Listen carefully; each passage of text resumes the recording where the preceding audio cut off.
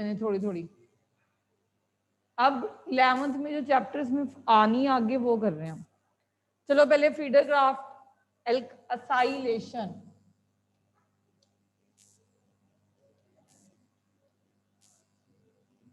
देखो एल्काइलेशन में हम टोलुइन बनाई थी, हमने बनाई थी। एसाइलेशन में हम ऐसा ग्रुप लेके आते हैं। या तो आप एसिड के, आपको पता है 4 डेरिवेटिव्स होते हैं बेटे, पता है आपको? 4 डेरिवेटिव्स होते हैं, क्या नेम है उनके? हाँ, जैसे हेलोजन लग जाता है उसे कहते हैं एसिड क्लोराइड। वो एल्काइलाइड बेटे हेलो एल्केन्स होते हैं, वो तो अलग बात होगी। ये होगी acid chlorides, acid halides. Next और कौन सा डेरिवेटिव होता है? Anhydride, esters and amide. Amine और अमीन में जमीन आसमान का फर्क है। अमाइड है RCONH2, अमीन है RNH2। तो एसिड के मैं साइड पे फिर से आपको लिख रही हूँ यहाँ पे, ये एक तो होता है RCOX और जनरली हम यहाँ पे क्लोरीन ले लेते हैं RCOO। This is anhydride, this is anhydride. This derivative is found when 2 acid react and water molecule बाहर निकलता है, ठीक है। This is amide and this is ester.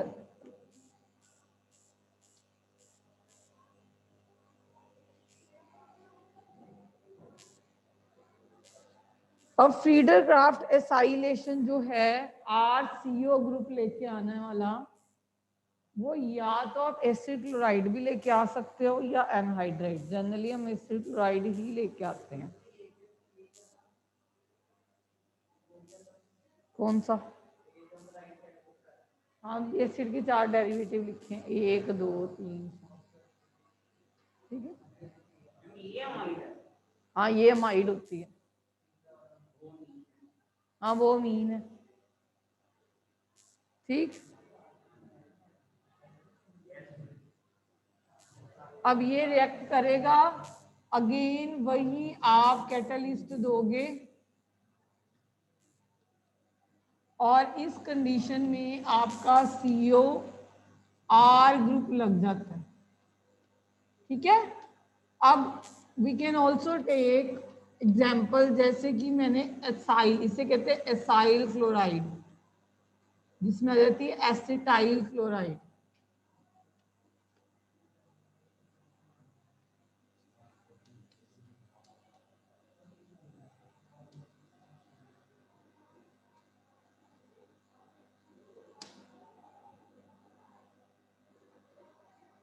और ये ग्रुप क्या लग गया? ये कीटोन नहीं लग रहा आपको? ये कीटोन नहीं बन गया? इसको देखो, कीटोन, कीटोन क्या होता है? RCOR। तो ये R हो गया, ये CO हो गया, ये R हो गया। इसको मैं इस वे में भी लिखूं, double bond OCH3, that is called acetophenone, methyl phenyl ketone.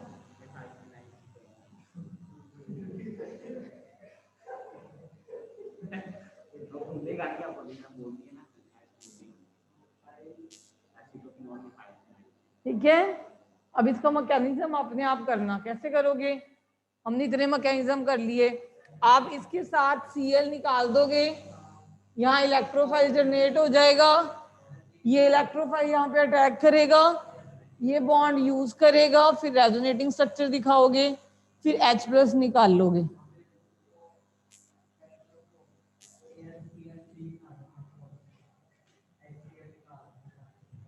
ठीक है। ऐसे आप नाइट्रेशन कर सकते हो, ऐसे आप सल्फोनेशन कर सकते हो। बहुत स्लो चल रहे हैं, इससे ज्यादा स्लो मैं आपको ऑर्गेनिक नहीं करवा सकती।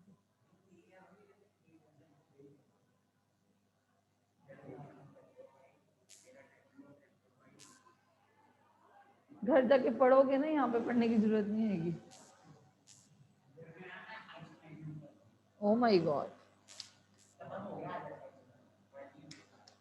ठीक है, याद होगी बट इस टोटोमेरिज्म।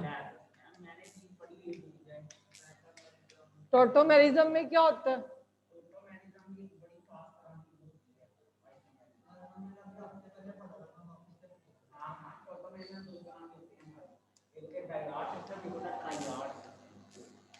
हमें डाईआर सिस्टम से कोई लेना देना नहीं है।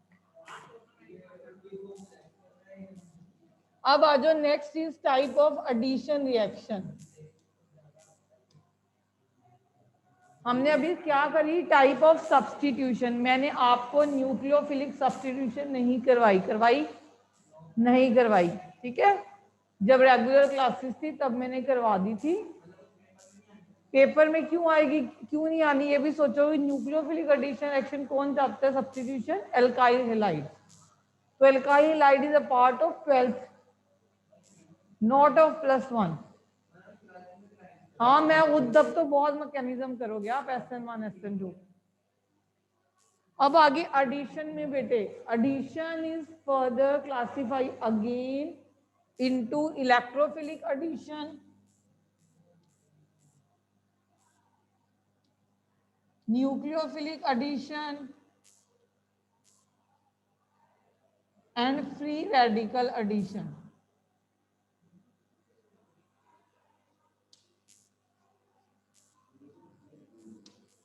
ठीक। अब जनरली इलेक्ट्रोफिलिक एडिशन कौन चाहते हैं? जैसे एल्कीन एल्काइन, ठीक है। जनरली इलेक्ट्रोफिलिक एडिशन कौन चाहते हैं? Alkene and alkyne.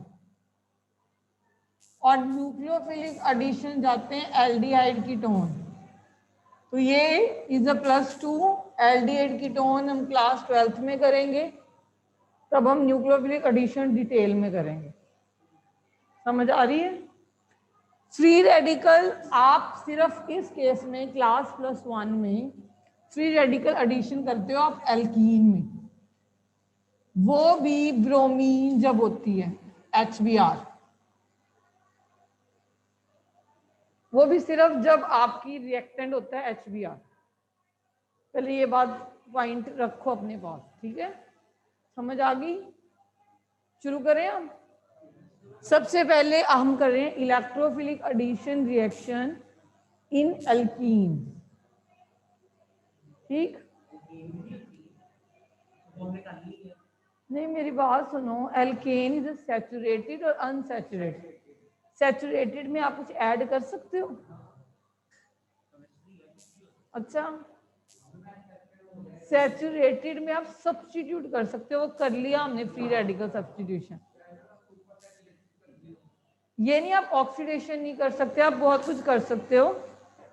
मैं हमेशा आपको बोलती हूँ ये मेजर क्वालिटी उस ग्रुप की, इसका मतलब और भी क्वालिटीज हैं, वो धीरे वो अलग अलग लेंगे। मेजर वाली हमने पहले उठाई है उन ग्रुप्स की। मैंने जब बाद में हाइड्रोकार्बन करवाना है, मैंने रिपीट नहीं करनी केमिकल प्रॉपर्टीज, मैं इसी में ही कवर अप करवा रही हूँ आपको। ओके, स्टेप बाय स्टेप हम रेगुलर क्लासेस में कर चुके हैं।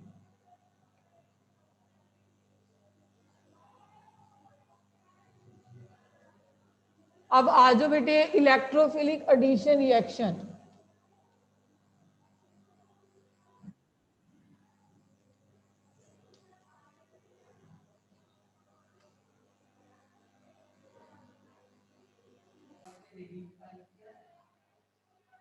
नेक्स्ट बेटे देखो, अभी अब लिसन टू मी केयरफुली।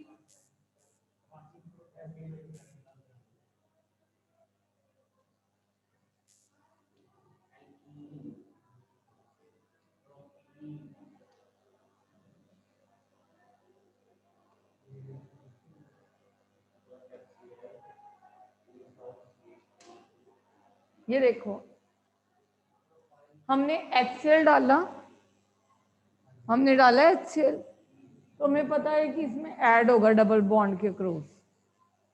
तो एक तरफ H जाएगा, एक तरफ Cl जाएगा, ये तो हमें पता ही है, ठीक है। पर मैंने Cl सेकंड पोजीशन पे, इस पोजीशन पे क्यों टैग करवाया? मैं इस पोजीशन पे भी तो अटैक करवा सकती थी। मेरा प्रोडक्ट क्या बना, प्रोपीन से 2 क्लोरोप्रोपेन, 1 क्लोरोप्रोपेन भी बन सकता था, यही होता। 2 क्लोरोप्रोपेन इज आइसोप्रोपाइल क्लोराइड। ठीक है, समझ आ गई। एन अगर क्लोरीन यहाँ लगाओ तो एन प्रोपाइल क्लोराइड। हाँ, एन क्यों नहीं बनाया, इस अब इसके मैकेनिज्म में जाएंगे हम। ठीक है, नहीं इसमें रेजोनेटिंग नहीं बनते, सी द मैकेनिज्म, और मैकेनिज्म में हमें पता चलेगा कि हम ये प्रोडक्ट क्यों बनाते हैं और हम 1 वाला क्यों नहीं बनाते। और ये रूल होता है मार्कोनिक ऑफ रूल, अगर आपको याद हो ना, मैंने क्लास में करवा दिया। ठीक है, मार्कोनिक ऑफ रूल ये हमें कहता है कि जो भी ऐड वाली स्पीशीज जो ऐड हो रही है, जो भी ऐड हो रहा है, उसके 2 पार्ट होते हैं, एक पॉजिटिव एक नेगेटिव। नेगेटिव पार्ट उस कार्बन पे जाता है डबल बॉन्ड के अक्रॉस। बच्चों को ये भी नहीं पता होता कि फिर मुझे कहेंगे हाइड्रोजन यहाँ 3 है, यहाँ पे क्यों नहीं भेजा। डबल बॉन्ड के अक्रॉस, क्योंकि यहाँ पे क्या भेजोगे तो पहले सैचुरेटेड है, समझ आ गई। तो डबल बॉन्ड के अक्रॉस ये चीजें हैं। तो नेगेटिव पार्ट इन दोनों में से, नेगेटिव पार्ट उस कार्बन पे जाता है जहां पे लेस नंबर ऑफ हाइड्रोजन होते हैं, ये हम कर चुके हैं ऑलरेडी क्लास में। मार्कोनिक ऑफ रूल ऑफ बाउ, मार्कोनिक, मार्कोनिक ऑफ रूल्स। ठीक है, वो क्या कहते हैं, नेगेटिव पार्ट कहाँ जाता है, जहां पे लेस नंबर ऑफ हाइड्रोजन है। ओके, तो let us see the mechanism, ऐसा होता क्यों है। डिपेंडिंग आपके, डिपेंडिंग, अगर जैसे मैंने HCl ऐड करवाई है, अगर मैं यहाँ पे वाटर ऐड करवाऊंगी तब एरो पे H+ डालूंगी।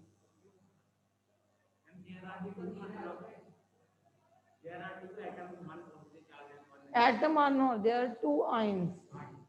They are electrophile and nucleophile. We can say here there are electrophile and nucleophile.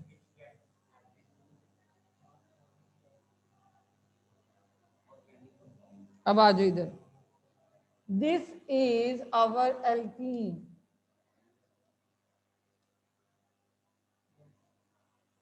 HCl आया। अब देखो एल्कीन में इलेक्ट्रॉन क्लाउड छाया हुआ ऊपर नीचे। ठीक है, जिसके पास पहले बहुत ज्यादा इलेक्ट्रॉन है अभिषेक, तो वो न्यूक्लियोफाइल का तो एंटरटेन नहीं करेगा, वो किसको एंटरटेन करेगा, इलेक्ट्रोफाइल को। जिसके पास पहले बहुत सारे इलेक्ट्रॉन्स हैं उसके पास न्यूक्लियोफाइल तो आ नहीं सकता, उसके पास आ क्या सकते हैं, इलेक्ट्रोफाइल। अब इलेक्ट्रोफाइल को ये 2 कार्बन नजर आ रहे हैं, या तो यहां जाके अटैच हो जाए और ये बॉन्ड यूज कर ले, या ये जाके अटैच हो जाए तब भी ये बॉन्ड, 2 पॉसिबिलिटी है। चल हम दोनों पॉसिबिलिटी करते हैं, ये ए पाथ है, ये बी पाथ है। ठीक है, तो दोनों पाथ ए और बी, जब ए पाथ फॉलो करेगा तो बॉन्ड यूज करके एच इस कार्बन पे अटैक करेगा।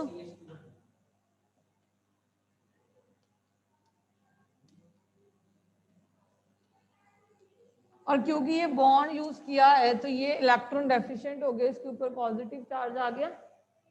जब इसका एक बॉन्ड चला गया, इस कार्बन के अराउंड कितने बॉन्ड होने चाहिए, 4। समझ आ गई।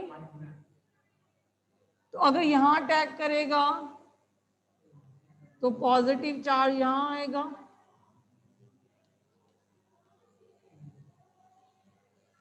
इतनी बात समझ आई। क्योंकि अगर हाइड्रोजन यहाँ अटैक करेगा तो इसकी 3 बॉन्ड्स हैं, 1 बॉन्ड कम है। ठीक है, दिस इज प्राइमरी कार्बो के time,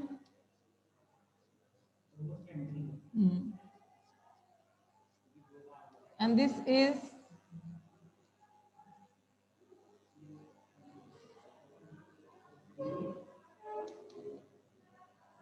this is primary, this is secondary. क्यों? जिस कार्बन के ऊपर पॉजिटिव चार्ज है वो एक ही ग्रुप अटैच है, एक ही आर ग्रुप। जिस कार्बन के साथ पॉजिटिव उसके अराउंड 2 है।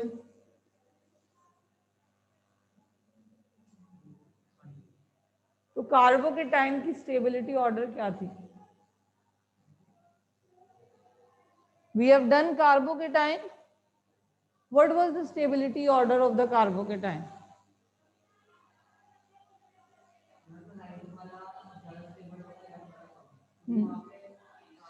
This is more stable than this.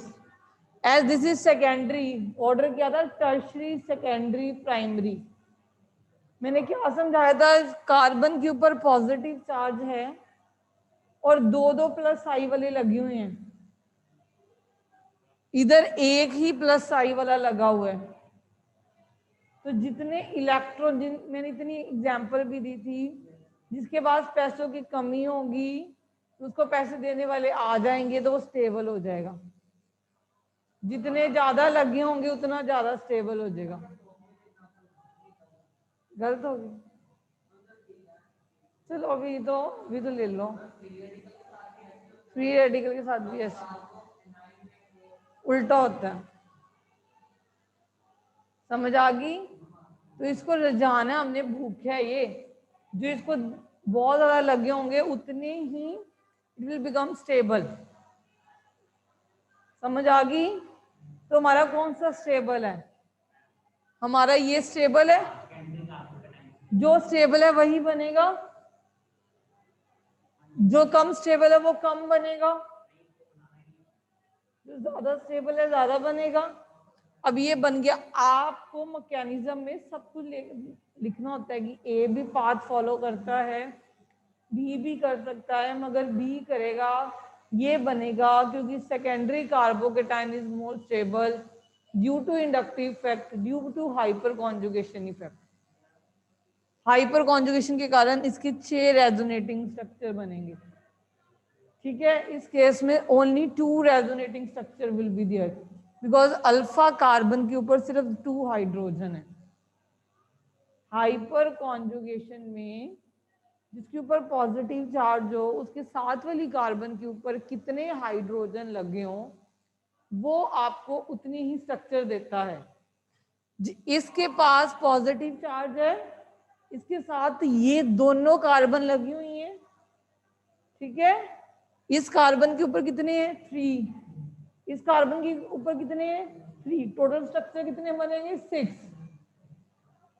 तो वो स्टेबल बनेगी। इस कार्बन के ऊपर पॉजिटिव चार्ज है, इसके बिल्कुल साथ वाली ये वाली कार्बन नहीं देखनी हमने, बिल्कुल साथ वाली कार्बन के पास कितने हाइड्रोजन है? 2। तो सिर्फ 2 हाइपर कॉन्जुगेटिंग स्ट्रक्चर बनेंगे। हाइपर कॉन्जुगेटिंग स्ट्रक्चर सिर्फ अल्फा हाइड्रोजन बनाती है। इतनी बात समझ आ गई? चलें आगे। पूछो। हाँ तो Cl नेगेटिव अब आके अटैक करेगा ना तो आइसो लग जाएगा। अब ये Cl नेगेटिव अकेला रह गया, यहाँ पे आ गया। अब यहाँ पे आप Cl नेगेटिव अटैक करवाओगे। अब Cl नेगेटिव यहाँ चला जाएगा।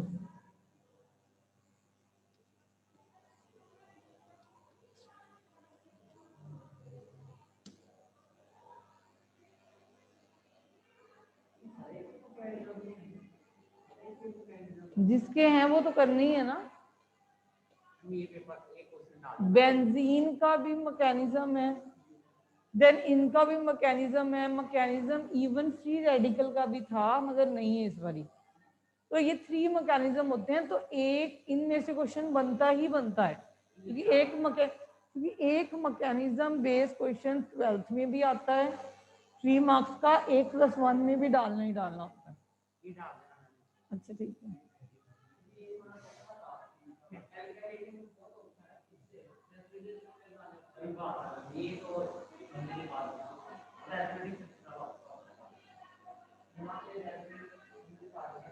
बेटे रेजोनेटिंग स्ट्रक्चर जब आपकी ये +1 फिनिश होगी ना, आप रोज घर पे प्रैक्टिस वैसे ही किया करना।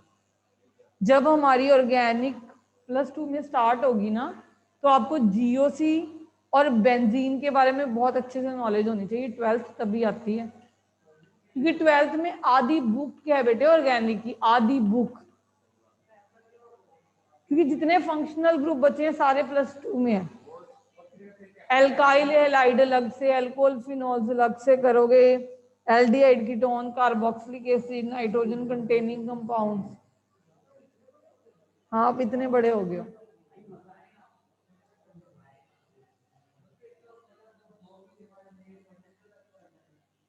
बेटे जो 11th 12th नॉन मेडिकल करते हैं ना, वो रुकते ही नहीं है।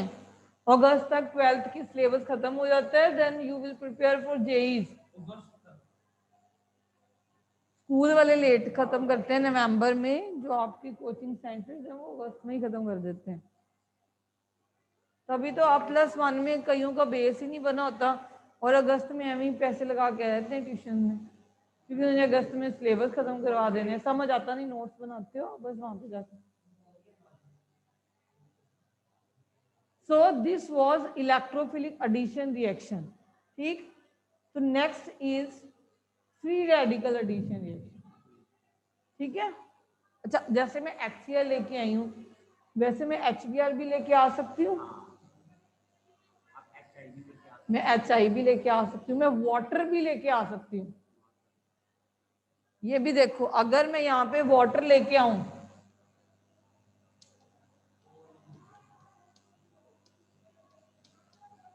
तो वाटर का जो पॉजिटिव पार्ट है ये, और नेगेटिव पार्ट ये, अगर मैं ऐसे दिखाऊं इसको अलग अलग,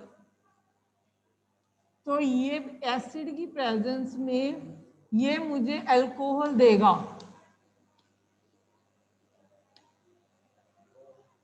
वो भी प्रोपेन 2-ओल, जैसे आइसोप्रोपाइल अल्कोहल भी कहते हैं, ठीक है। तो आपका जो भी एडिंग स्पीशीज है उसमें देखना है नेगेटिव पार्ट कौन सा है, पॉजिटिव कौन सा है। तो नेगेटिव पार्ट कहाँ जाएगा, जहां पे less number of hydrogen atom है, और पॉजिटिव पार्ट कहाँ जाएगा, जहां पे मोर नंबर ऑफ हाइड्रोजन एटम। हाँ जी बोलो।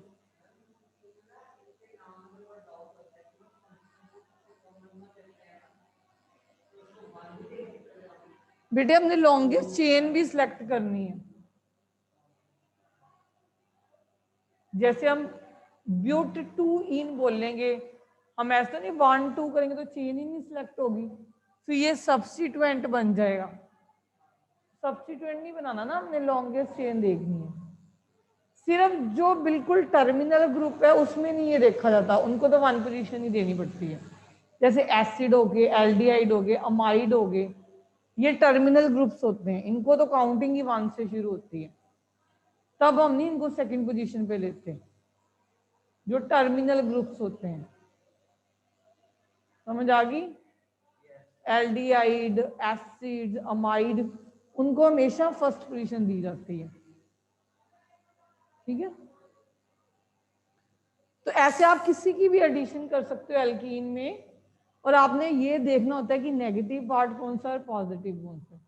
नेगेटिव पार्ट वहां भेजना है जहां पे लेस नंबर ऑफ हाइड्रोजन है, जैसे सल्फ्यूरिक एसिड। तो सल्फ्यूरिक एसिड का पॉजिटिव पार्ट H+ हो जाएगा, और जो बाकी बचा OSO3H,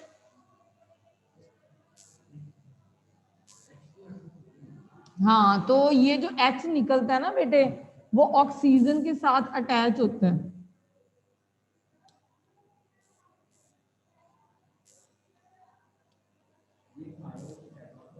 नहीं, ये सल्फ्यूरिक एसिड ही है, दिस इज सल्फ्यूरिक एसिड, ठीक है। जब H निकलता है ना एक, तो यहाँ पे नेगेटिव चार्ज इसके ऊपर आता है, यहां से H निकलेगा तो नेगेटिव चार्ज इस ऑक्सीजन के ऊपर आएगा, ठीक है। समझ आ रही है।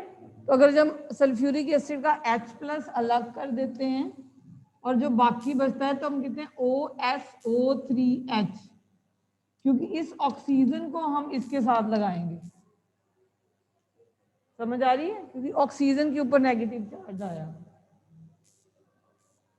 जितने भी आप सल्फ्यूरिक एसिड क्लास 12 में करोगे, बहुत सारे एसिड का स्ट्रक्चर जो एसिड की तरह बिहेव करता है, कौन सा हाइड्रोजन देता है बेटे? जो ऑक्सीजन के साथ लिंक्ड है। जो ऑक्सीजन के साथ नहीं लिंक्ड ना, वो H+ दे ही नहीं सकता, क्योंकि ऑक्सीजन ने तो इलेक्ट्रॉन खींचने हैं, तभी हाइड्रोजन एज H+ जाएगा। अब एसिडिक एसिड बनाते हो तो क्या होता है? CH3COOH लिखते हो तो एक H ऑक्सीजन के साथ अटैच नहीं होता, तो आप बोलते हो CH3COO negative, that is acetate. क्योंकि जब निकल जाता है H+ तो एसिटेट बन जाता है। तभी सॉल्ट एनालिसिस में, एसिड की एनालिसिस में आपने एसिटेट किया था। समझ आ गई? अब आ जाओ आगे फ्री रेडिकल में।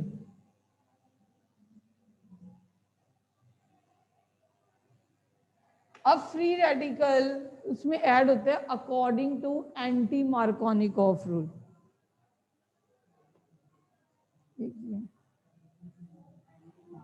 दी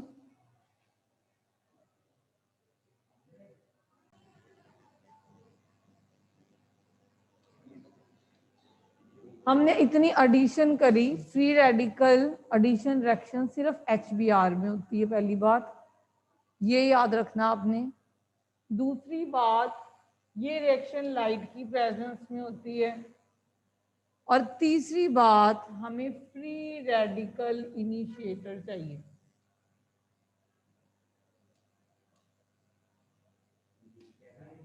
this is a free radical initiator. ऐसे ही होता है जिसमें परऑक्साइड की लिंकेज हो, this is peroxide linkage.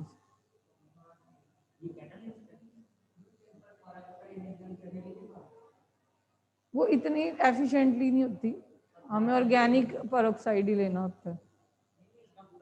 Benzoyl लोगे आप आगे, हम कल मैकेनिज्म में देखेंगे। तो इसमें बेटे ये भी एडिशन है। अभी हमने मार्कोनिकॉफ रूल किया, हमने क्या बोला था?